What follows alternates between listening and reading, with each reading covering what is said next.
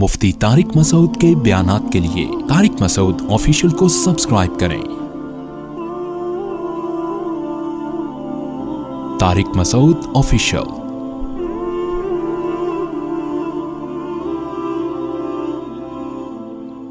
نبی صلی اللہ علیہ وسلم کے دور میں جو بنی اسرائیل تھے ان سے خطاب کیا جا رہا ہے، اے بنی اسرائیل میری اس نعمت کو یاد کرو انعمت علیکم جو میں نے تمہیں دی تھی، وانی اور بے شک میں نے فضلتکم تمہیں فضیلت دی تھی علی العالمین تمام جہان والوں پر۔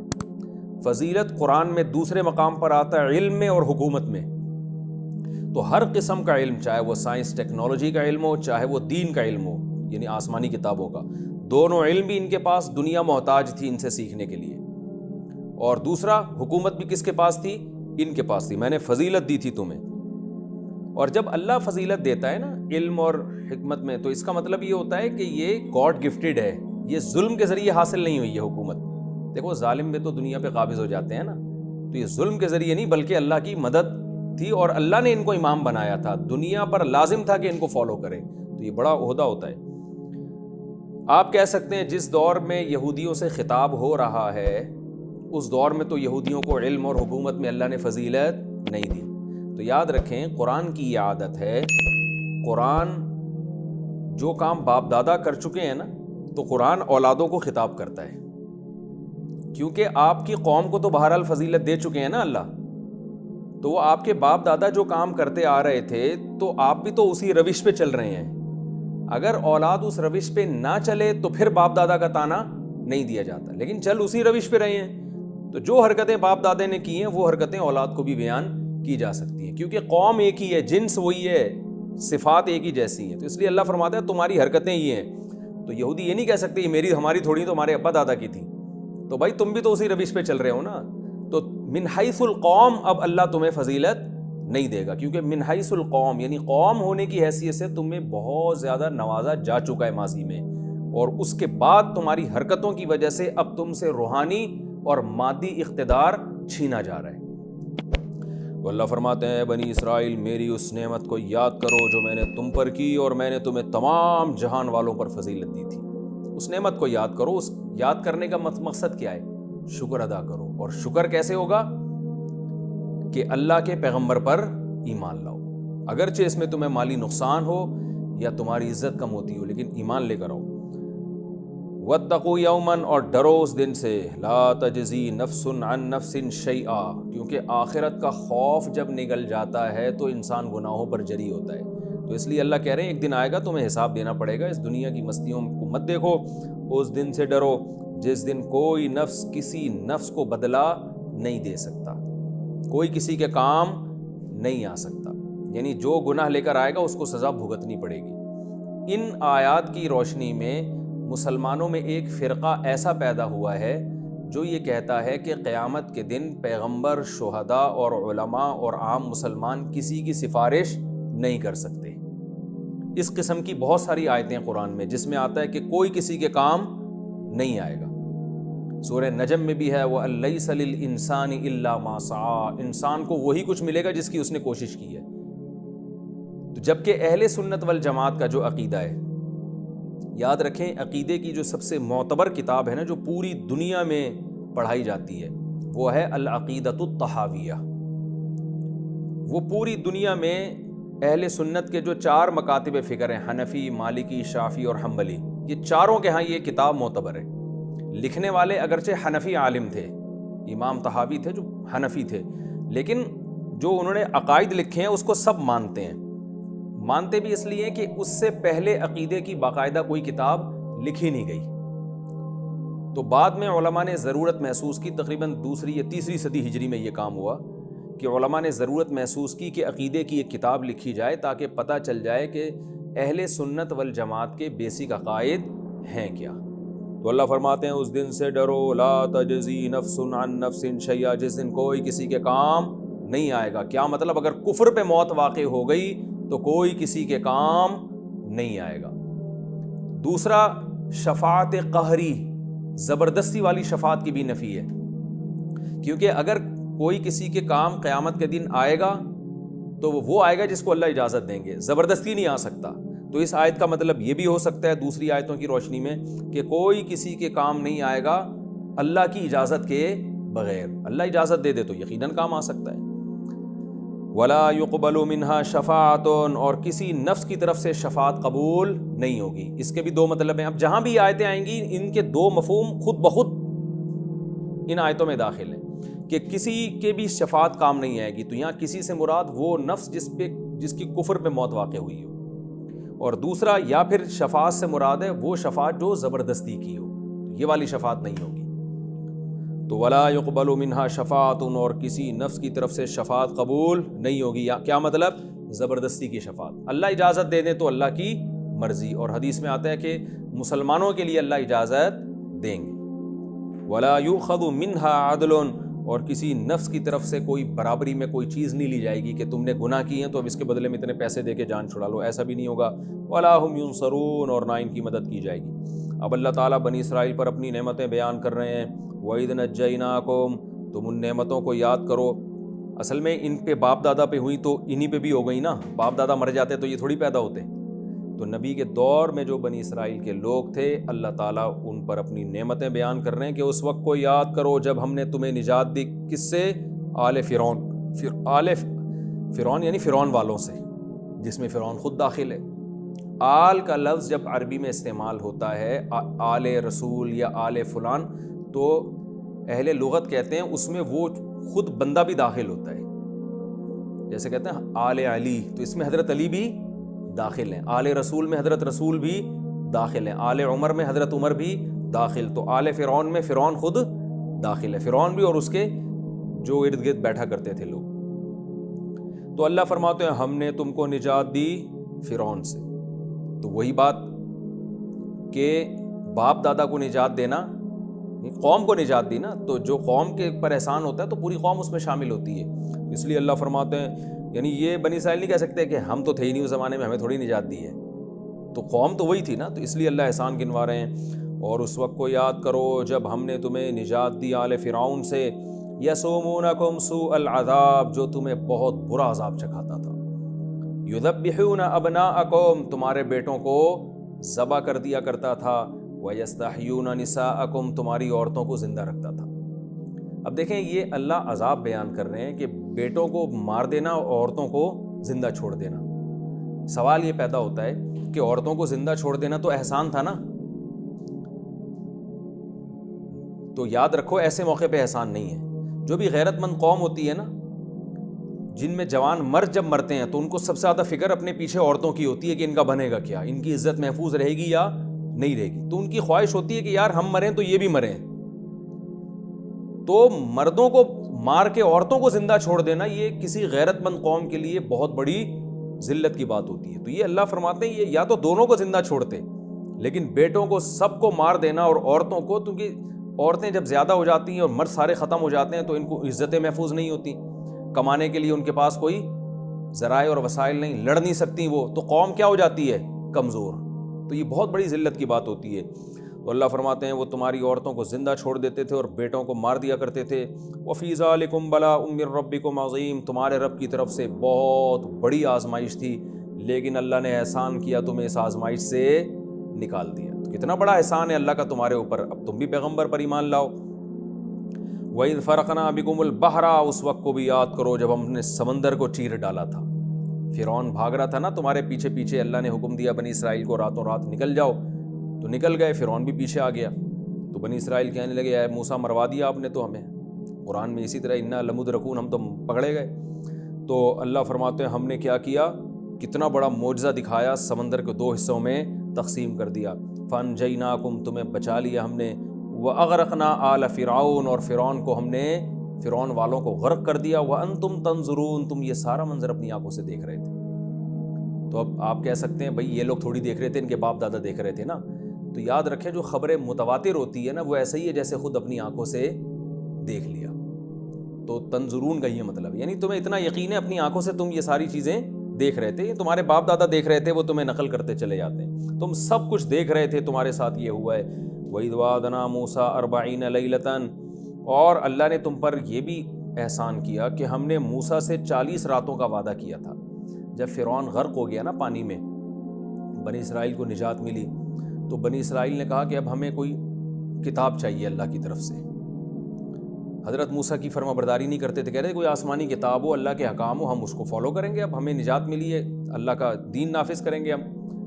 تو اللہ نے موسیٰ علیہ السلام سے 40 راتوں کا وعدہ کیا کہ 40 دن کے بعد آپ کو کوہ طور پہ بلاؤں گا اور تورات دے دوں گا۔ وَإِذْ وَعَدْنَا مُوسَىٰ 40 لَيْلَةً، تو جب موسیٰ علیہ السلام تورات لینے کے لیے گئے ہیں نا، تو پیچھے سامری ایک جادوگر تھا، اس نے کیا کیا، جہاں بھی جبریل علیہ السلام جب بنی اسرائیل کی مدد کے لیے نازل ہوئے تھے نا، گھوڑے پر سوار تھے، وہ انسانی شکل میں آئے تھے، گھوڑے پر سوار تھے بنی اسرائیل کی مدد کے لیے جب فرعون غرق ہو رہا تھا، تو جبریل کا گھوڑا جہاں جہاں جاتا تھا نا، قدم رکھتا تھا، اس مٹی میں خاص قسم کی برکت پیدا ہو گئی تھی۔ تو سامری جادوگر نے کمبخت نے اس مٹی کو لے کر سونے سے ملا کے ایک بچھڑا بنایا اور اپنے جادو کے زور سے ایسا کیا کہ وہ بچھڑا آواز نکالتا تھا، اور بنی اسرائیل کو کہنے لگا کہ موسیٰ علیہ السلام جب تک نہیں آتے ہمارے پاس فی الحال کوئی خدا ہے نہیں اور ہم شریعت کے مکلف ہیں نہیں، کیونکہ کتاب ہمارے پاس ہے نہیں، تو فی الحال ہم اسی بچھڑے کی عبادت کریں گے۔ اور بنی اسرائیل میں بہت سارے لوگ اس بچھڑے کی عبادت کرنا شروع کر دیا، کیونکہ غلام قوم تھی، بت پرستوں کے ساتھ رہ چکے تھے، تو شرک جو ہے نا سے مانوس تھے، تو یہ ماحول کا دیکھو کتنا برا اثر پڑتا ہے، پیغمبروں کی اولادیں اور کیا حرکتیں شروع کر دی۔ تو اللہ فرماتے ہیں ثم اتخذتم العجل من بعدہ، اس کے بعد موسیٰ کے جانے کے بعد تم نے بچڑے کو ٹھہرا لیا معبود، وانتم ظالمون، اور تم تھے کیا، ظلم کرنے والے، یعنی بہت بڑا ظلم کر رہے تھے تم یہ بچڑے کی عبادت کر کے۔ ثم عفونا عنکم من بعد ذلک، اس جرم کے بعد بھی ہم نے تمہیں معاف کر دیا۔ کتنا بڑا جرم ہے کہ پیغمبر کے ذریعے تمہیں نجات ملی، سمندر تمہارے لیے مسخر ہو گیا، اور کتنے معجزے تم نے اپنی آنکھوں سے دیکھ لیے۔ تھوڑے دن کے لیے موسیٰ علیہ السلام گئے اور پیچھے یہ بہانہ بنایا بنی اسرائیل نے کہ ابھی تو ہم شریعت کے مکلف ہی نہیں ہیں نا بھائی، ابھی تو کتاب آئے گی تو اس میں جو لکھا ہوگا عمل کریں گے، کتاب تو ہے ہی نہیں ہمارے پاس۔ حالانکہ بھائی عقیدہ تو وہ تو ویسے ہی صحیح رکھنا ضروری ہے، شرک سے تو ویسے بھی بچنا ضروری ہے۔ تو اللہ فرماتے ہیں اس کے بعد بھی ہم نے تمہارا جرم معاف کر دیا، لعلکم تشکرون، شاید کہ تم شکر گزار بن جاؤ۔ وَإِذَا آتَيْنَا مُوسَى الْكِتَابَ وَالْفُرْقَانَ، اس وقت کو بھی یاد کرو جب ہم نے موسیٰ کو کتاب دی۔ یہ بھی حقیقت میں احسان تھا بنی اسرائیل پر کہ آسمانی کتاب ملی تمہیں موسیٰ کے ذریعے۔ والفرقان، فرقان سے تورات بھی مراد ہو سکتی ہے، یعنی کتاب ہی کی صفت ہے، اور فرقان سے وہ واضح معجزے بھی، اور ہم نے فرقان یعنی اتنے واضح معجزے دیے جس سے دودھ کا دودھ پانی کا پانی ہو گیا۔ حضرت موسیٰ کی لاٹھی سانپ بن گئی، یعنی بہت واضح کر دیا تھا اللہ نے کہ حق کیا ہے اور باطل کیا۔ یہ بھی اللہ کا احسان تھا۔ لعلکم تہتدون، شاید کہ تم ہدایت پہ آ جاؤ، یعنی تاکہ تم ہدایت پہ آ جاؤ۔ وَإِذْ قَالَ مُوسَىٰ لِقَوْمِهِ يَا قَوْمِ إِنَّكُمْ ظَلَمْتُمْ أَنفُسَكُمْ، حضرت موسیٰ جب واپس پہنچے نا غضبناک ہو کے کہ بچھڑے کی عبادت ہو رہی ہے، تو حضرت موسیٰ نے جب غضبناک ہوئے تو پھر اللہ نے بتایا کہ ان کی توبہ اب ایسے قبول ہوگی کہ جنہوں نے بچھڑے کی عبادت نہیں کی وہ ان کو قتل کر دیں گے جنہوں نے عبادت کی ہے۔ اس کام کے لیے ایگری ہو جاتے ہیں تو ان کی توبہ قبول ہے۔ تو یہ ایگری ہو گئے مجبوراً، کیونکہ ان کو پتہ تھا ورنہ اللہ کا عذاب آئے گا۔ تو جنہوں نے عبادت کی انہوں نے اپنے آپ کو قتل کرنے کے لیے پیش کیا۔ وَإِذْ قَالَ مُوسَىٰ لِقَوْمِهِ، اس وقت کو بھی یاد کرو جب موسیٰ نے اپنی قوم سے کہا، یا قومی، اے میری قوم، اِنَّكُمْ ظَلَمْتُمْ أَنفُسَكُمْ، تم سب نے اپنی جان پہ ظلم کیا، بِاتِّخَاذِكُمُ الْعِجْلَ، اس لیے کہ تم نے بچھڑے کو ٹھہرا لیا تھا معبود، فَتُوبُوا إِلَىٰ بَارِئِكُمْ، اپنے پیدا کرنے والے کے سامنے توبہ کرو، فَاقْتُلُوا أَنفُسَكُمْ، اور توبہ کا طریقہ یہ ہے کہ اپنے آپ کو قتل کر دو۔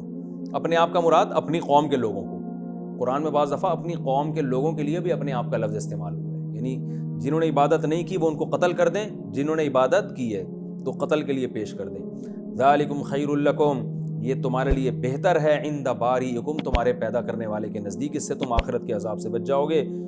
فتاب علیکم، پھر اللہ نے تمہاری توبہ قبول کر لی۔ تو توبہ جو قبول کی ہے اس کا تذکرہ نہیں ملتا کہ وہ قتل ہوئے تھے یا نہیں ہوئے تھے۔ بظاہر قرآن سے ایسا لگتا ہے فتاب علیکم، اللہ نے ویسے ہی توبہ قبول کر لی کہ انہوں نے اپنے آپ کو جب پیش کر دیا تو اللہ نے ان کو معاف کر دیا۔ انہ هو التواب الرحیم، بے شک وہ بہت زیادہ توبہ قبول کرنے والا اور رحم کرنے والا ہے۔ پھر جب موسیٰ علیہ السلام جب کوہ طور پہ گئے تھے نا تورات لینے، تو تو موسیٰ علیہ السلام نے اللہ سے فرمایا کہ اے اللہ میری قوم جو ہے یہ بڑی نالائق قوم ہے، میں تورات لے کر آؤں گا تو یہ کہیں شک و شبہ نہ شروع کر دے، تو جو ہے گواہ لے کے جاتا ہوں میں۔ پھر یہ وقت پورا ہو گیا، واقعہ لمبا ہے تو میں انشاءاللہ اگلے ایپیسوڈ میں اس کو بتاؤں گا کہ یہاں بھی انہوں نے بڑی نالائقی کی، وہ گواہوں نے اپنی آنکھوں سے دیکھا کہ تورات نازل ہو رہی ہے تو وہ کہنے لگے نہیں نہیں نہیں، جب صرف تورات کو نہیں دیکھیں گے کوہ طور پہ کہ آپ کو مل رہی ہے، بلکہ ہم اللہ کو اپنی آنکھوں سے دیکھیں گے بھی۔ تو پھر اللہ کا عذاب آیا، پھر اللہ نے جو مر گئے تھے ان کو دوبارہ زندہ کر لیا۔ تو اتنا کسی قوم کی کوتاہیوں کو معاف نہیں کیا گیا جتنا بنی اسرائیل کو، جن کو آج یہودی کہتے ہیں۔ تو اگلے ایپیسوڈ میں انشاءاللہ اس کی تفسیر بیان ہوگی، اللہ عمل کی توفیق عطا فرمائے۔ اچھا، اس سے پچھلے درس میں ایک بات یہ بھی رہ گئی تھی کہ اللہ تعالیٰ نے جب بنی اسرائیل نے بچھڑے کو معبود بنا لیا، حضرت موسیٰ علیہ السلام کوہ طور پہ گئے تورات لینے اور پیچھے ادھر انہوں نے بچھڑے کی عبادت شروع کر دی، تو اللہ تعالیٰ نے ان کو حکم دیا کہ سزا اب یہ ہے کہ جنہوں نے عبادت نہیں کی وہ ان کو قتل کر دیں گے جنہوں نے عبادت کی ہے۔ تو بنی اسرائیل میں جو مجرم تھے انہوں نے اپنے آپ کو قتل کے لیے پیش کر دیا، کیونکہ اس کے علاوہ ان کے پاس کوئی آپشن نہیں تھا، تو یہ قتل ہوا ہے۔ تو یہ قتل کے بعد اللہ نے ان کو معاف کر دیا۔ تو اسلام میں بھی بعض سزائیں ایسی ہیں کہ اگر آپ سے جرم ہوتا ہے تو اس کی سزا آپ کو بہرحال ملتی ہے اگر گواہوں سے ثابت ہو جائے۔ جیسے زنا اگر کوئی شخص کرتا ہے تو اگرچہ اس زنا سے توبہ بھی کر لے، لیکن اگر گواہوں سے ثابت ہو گیا کہ اس نے زنا کیا ہے تو توبہ کے باوجود اس کو سزا 100 کوڑے کی ملتی ہے، اور اگر شادی شدہ ہے تو رجم۔ کوئی شخص چوری کر لے اور گواہوں سے ثابت ہو کہ اس نے چوری کر لی ہے تو توبہ کرے گا تو بھی اس کو چوری کی سزا جو ہاتھ کاٹنا ہے وہ اسلام میں اس کو دیا جائے گا۔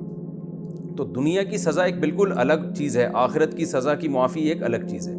اس لیے علماء یہ کہتے ہیں کہ دنیا میں اگر کسی کو سزا مل بھی جائے جرم پہ تو آخرت میں پھر دوبارہ ملے گی۔ آخرت کی سزا معاف کرنے کے لیے ضروری ہے کہ اللہ کے سامنے توبہ کرے، پھر اللہ اپنی رحمت سے معاف کر دے۔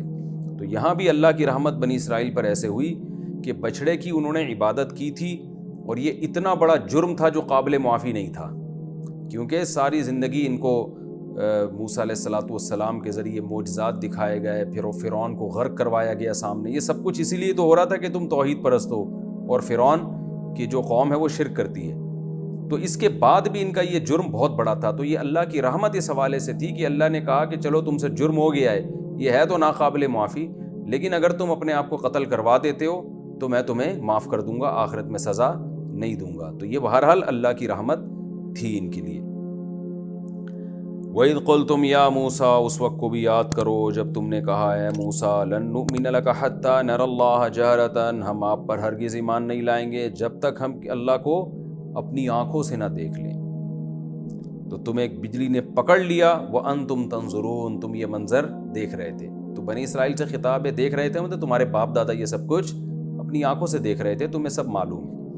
تو اس کا واقعہ یہ ہوا تھا کہ جب کوہ طور پہ اللہ تعالیٰ ہم کلام ہوئے ہیں، موسیٰ علیہ السلام جب تورات لے کر آئے نا بنی اسرائیل کے پاس، تو بنی اسرائیل نے کہا یہ آپ اللہ ہی سے لے کر آئے ہیں، کچھ اور تو گڑبڑ تو نہیں ہے، معاذ اللہ۔ تو جب تک ہم یقین نہیں کر لیتے کہ اللہ ہی نے دیا ہے تو اس وقت تک ہم نہیں مانیں گے۔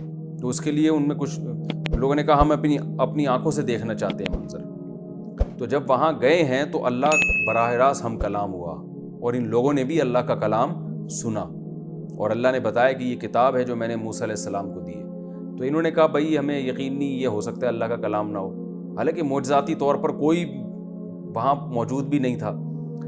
تو پھر انہوں نے کہا کہ ہم اس وقت تک یقین نہیں کریں گے جب تک کہ اللہ کو اپنی آنکھوں سے نہ دیکھ لیں۔ ظاہر ہے اللہ نے اپنا جلوہ حضرت موسیٰ علیہ السلام کو نہیں دکھایا جو اتنے عرصے سے تمنا کر رہے تھے، تو یہ نالائق ان کو کیوں اللہ اپنا جلوہ دکھائے گا؟ یہ تو اس انسانی یعنی آنکھ سے اللہ کو دیکھنا اس دنیا میں ممکن ہی نہیں ہے۔ تو اللہ نے ان کے اوپر بجلی ڈالی اور یہ سارے کے سارے ہلاک ہو گئے۔ اب موسیٰ علیہ السلام نے کہا اے اللہ جو گواہ تھے وہ سارے ہلاک ہو گئے، اب میں جب جاؤں گا تو میری نالائق قوم کیا کہے گی کہ جو گواہ تھے وہ تو پتہ نہیں کوئی سازش کر کے نا، جیسے گواہوں کو اگر مار دیا جائے تو یہی الزام لگتا ہے نا کہ یار ان کے اصل میں گواہی تھی نہیں ان کے پاس، اور انہوں نے کہا کہ گواہ جو ہے نا جھوٹی گواہی جا کے دیں گے تو یعنی گواہ جو ہے وہ گویا یہ کہیں گے کہ ہم نے تو دیکھا ہی نہیں ہے تو مار دیا، تو یعنی اور فتنہ ہو جاتا نا۔ موسیٰ علیہ السلام نے اللہ سے دعا مانگی، سورہ اعراف میں تفصیل ہے، اتہلکنا بما فعل السفہاء منا، اللہ ان بے وقوفوں کی وجہ سے تو مجھے فتنے میں ڈال رہا ہے، ان ہی الا فتنتک، یہ تیرا فتنہ ہے۔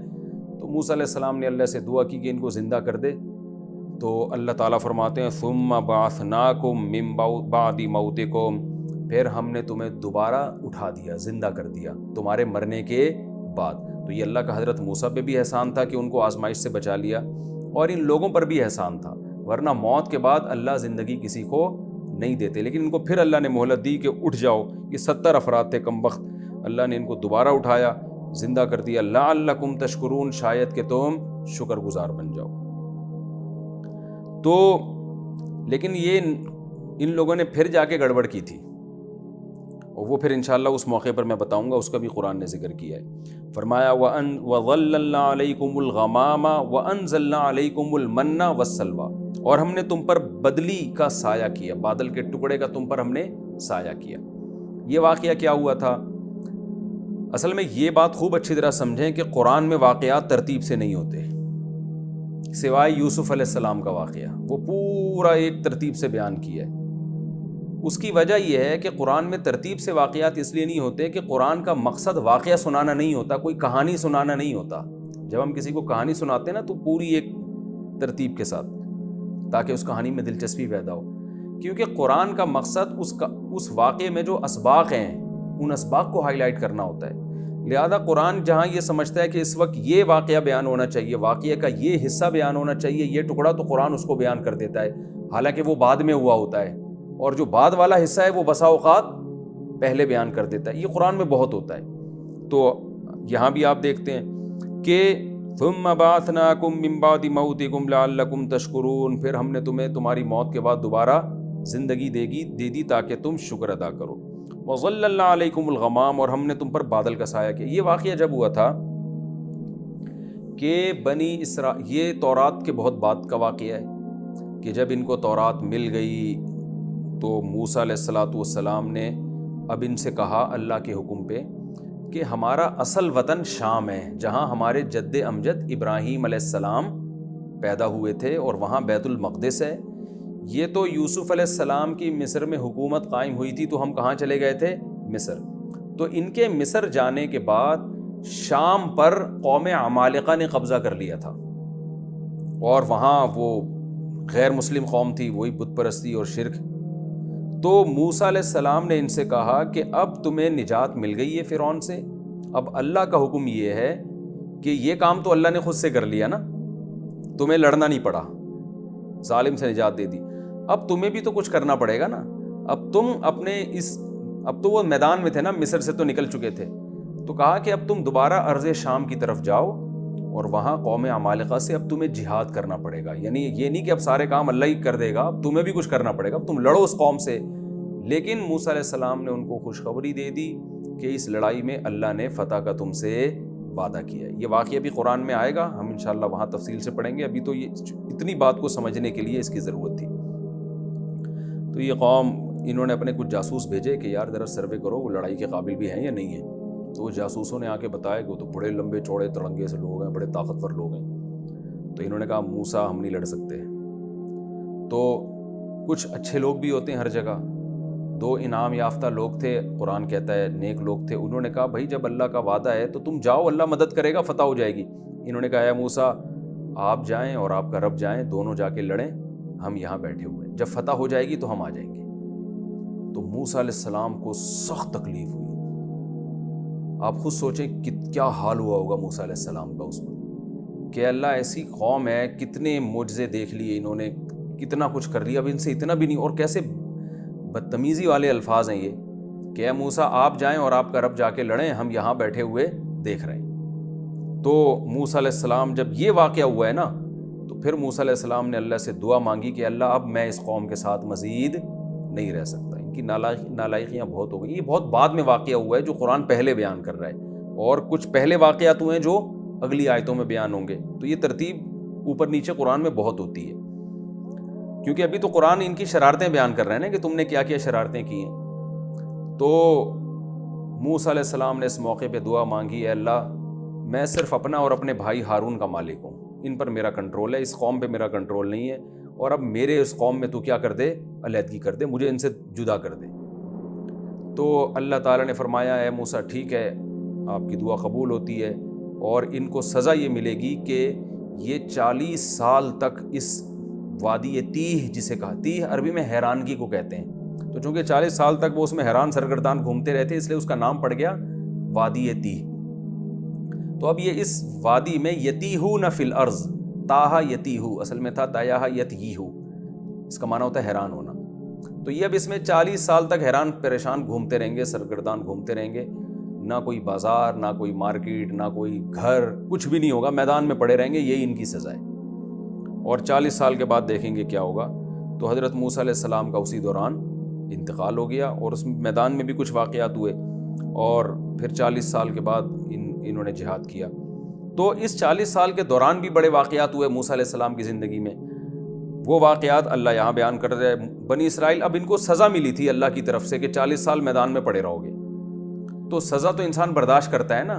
مثال کے طور پر کوئی جیل میں ہو اور وہاں برگر منگوا رہا ہو، تو پولیس والے اس کی ٹھکائی لگائیں گے نا، بھائی تو سزا میں جیل میں پڑا ہے، تجھے یہاں برگر کی سوچ رہی ہے۔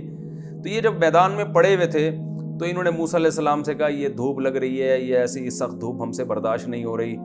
تو اللہ میاں نے، موسیٰ علیہ السلام نے اللہ سے دعا کی، اللہ فرماتے ہیں وَظَلَّلْنَا عَلَيْهِمُ الْغَمَامَ، ہم نے ایک بادل کو مسلسل متعین کر دیا، بھائی ہر وقت ان کے اوپر رہو۔ تو وہ سزا میں بھی اللہ نے کیا کر دی، تخفیف، کہ یہ ان سے دھوپ برداشت نہیں ہو رہی ہے تو اب سایہ ہر وقت ان کے اوپر، تو جہاں جہاں یہ چلتے تھے نا اس میدان میں، بادل کا ٹکڑا ان کے اوپر ہر وقت چلتا تھا، تو چھاؤں ملتی تھی ان کو۔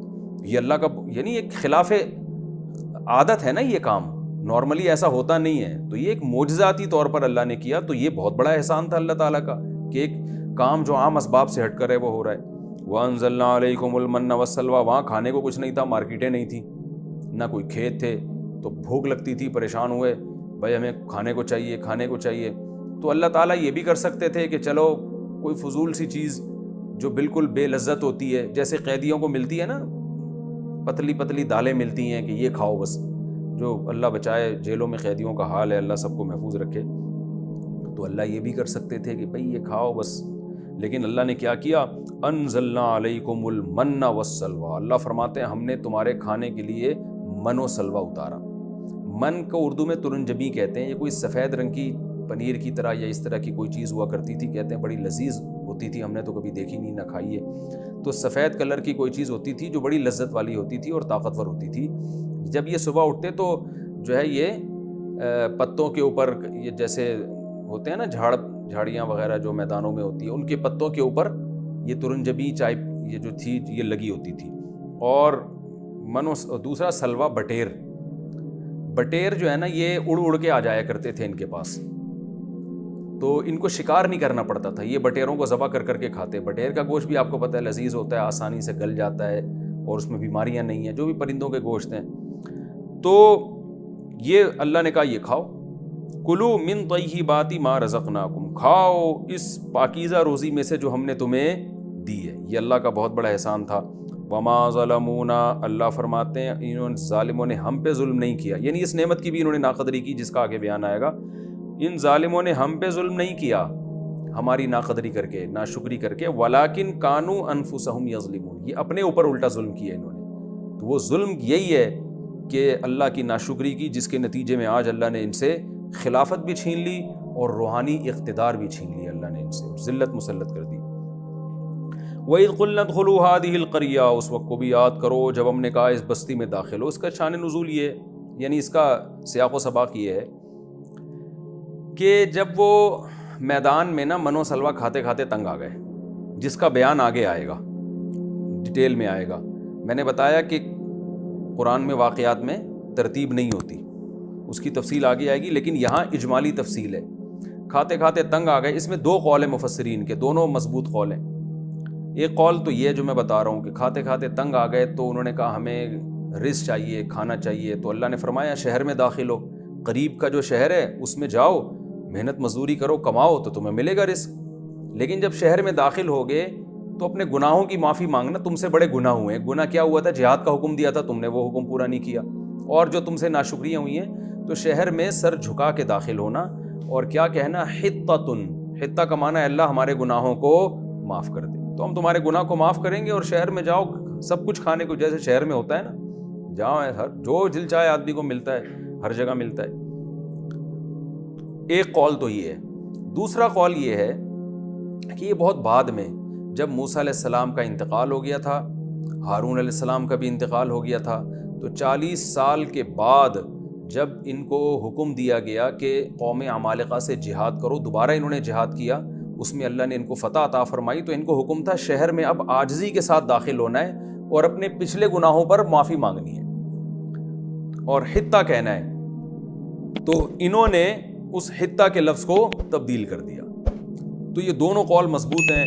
مولانا اشرف علی تھانوی رحمہ اللہ کی رائے یہ ہے کہ پہلا قول زیادہ مضبوط ہے، کہ جو پہلا قول ہے نا کہ وہ جہاد کے بعد کا واقعہ نہیں ہے، بلکہ انہوں نے جب کہا کہ ہم یہ کھانا ہمیں اچھا نہیں لگتا تو اللہ نے کہا ادخلوا مصرا، شہر میں داخل ہو جاؤ، آگے آ رہا ہے یہ۔ تو جب یہ شہر میں داخل ہونے کا حکم دیا کہ بھئی قریبی شہر ہے وہاں جاؤ اور کماؤ اور شہر میں ہر کچھ ملتا ہے، لیکن اپنے گناہوں سے توبہ کرو جو تم سے ماضی میں ہو چکے ہیں، تو یہ شہر میں داخل ہونے لگے۔ تو ان نالائقوں کو چونکہ روٹی کی فکر تھی، من و سلوہ کھا کھا کے یہ تنگ آ گئے تھے۔ جتنی بھی اچھی خوراک کو آدمی بار بار کھاتا ہے نا تو ظاہر ہے اس کا دل اکتا جاتا ہے، تو اب یہ نہیں دیکھ رہے کہ یہ بھی ہمیں فری میں مل رہا ہے، ہم تو اس کے بھی مستحق نہیں تھے، ہم تو دال کے بھی مستحق نہیں تھے، تو ایسے موقع پہ مطالبہ کرنا جائز نہیں ہے۔ تو انہوں نے کیا کیا، شہر میں داخل ہوتے ہوئے حطۃ کو کیا کر دیا، حنطۃ، حنطہ عربی میں گندم کو کہتے ہیں، اور بعض نے حبۃ، حبہ بھی دانے کو کہتے ہیں، اناج کو، غلے کو کہتے ہیں۔ تو چونکہ روٹی کی فکر سمائی ہوئی تھی تو بجائے توبہ استغفار کرتے کہ بھئی جب توبہ استغفار کریں گے تو جس گناہ کی وجہ سے اللہ نے روٹی چھینی ہے وہ گناہ معاف ہو جائے گا تو روٹی مل جائے گی، تو گناہ کی معافی کی پرواہ نہیں ہے، بلکہ ان کو یہ خیال ہوا کہ یار جب ہم شہر میں داخل ہوں گے، اللہ نے کہا سر جھکا کے جانا اور یہ کہنا کہ اللہ ہمارے گناہوں کو معاف کر دے، تو ان کو خیال آیا کہ اس کا مطلب یہ قبولیت کا ٹائم ہے، جب اللہ حکم دے رہا ہے کہ توبہ استغفار کرتے ہوئے جانا، تو اس کا مطلب اس وقت جو دعا مانگیں گے کیا ہوگی، قبول، تبھی اللہ کہہ رہے توبہ کرو۔ تو انہوں نے کہا کہ یار توبہ تو ہوتی رہے گی بعد میں آرام سے، پہلے کھانا مانگو اللہ سے، روٹی مانگو۔ تو نالائقوں نے کیا کیا، حطہ کے بجائے کہنا شروع کر دیا حنطہ، حنطہ گندم کو، یعنی کیا مطلب، روٹی روٹی روٹی، یعنی اے اللہ ہمیں کیا چاہیے، گندم چاہیے، روٹی چاہیے، یا بعض نے کہا حبہ کہا انہوں نے، حبہ کا مطلب کیا ہوتا ہے، وہ بھی اناج چاہیے، غلہ چاہیے۔ اس پہ بھی اللہ کو بہت غضب آیا اور اللہ تعالیٰ نے ان پر آفت نازل کی، وہ میں اگلی آیت میں بتاتا ہوں۔ تو اللہ نے فرمایا، ہم نے ان سے کہا اذ قلنا ادخلوا هذه القرية، اس بستی میں چلے جاؤ، تمہیں من و سلوہ کھا کھا کے اگر تنگ آ گئے ہو تو چلے جاؤ یہاں پہ اور جہاں سے چاہو رغدن رج کے کھاؤ، لیکن جب شہر کے دروازے میں داخل ہو تو ادخلوا الباب سجدا، سر جھکا کے سجدہ کرتے ہوئے عاجزی کے ساتھ، وقولوا حطۃ، اور زبان سے کہنا ہے اللہ ہمارے گناہوں کو معاف کر دے، نغفر لکم خطایاکم، ہم تمہاری خطاؤں کو معاف کر دیں گے اور جو عمل اچھا کرے گا اس کو اور نوازیں گے ہم۔ فبدل الذین ظلموا، اللہ فرماتے ہیں ظالموں نے بدل دیا، قولا غیر الذی قیل لہم، جو قول ہم نے کہا تھا نا اس قول کو کسی دوسرے قول سے بدل دیا۔ وہ دوسرا قول کیا تھا، حنطہ اور حبہ، ٹھیک ہے نا۔ فَأَنزَلْنَا عَلَى الَّذِينَ ظَلَمُوا رِجْزًا مِّنَ السَّمَاءِ، تو ہم نے ان پر آسمان سے ایک آفت نازل کی، بِمَا كَانُوا يَفْسُقُونَ، کہ یہ فسق کیا کرتے تھے، اللہ کی حدود سے تجاوز کرتے تھے۔ تو وہ آفت کیا تھی، روایات میں ملتا ہے وہ طاعون کی بیماری تھی، ایک وبا آسمانی آئی ہے، طاعون پھیلا ان میں اور بہت سارے لوگ مر گئے اس میں۔ تو آپ کو پتہ ہے وبائیں پھیلتی ہیں تو کتنی ٹینشن ہوتی ہے۔ اسی میدان وادی تیہ میں اللہ نے ان کو لے جا کے ان پر وبا مسلط کی اور اس میں بہت ہزاروں لوگ اس میں مر گئے اس بیماری میں۔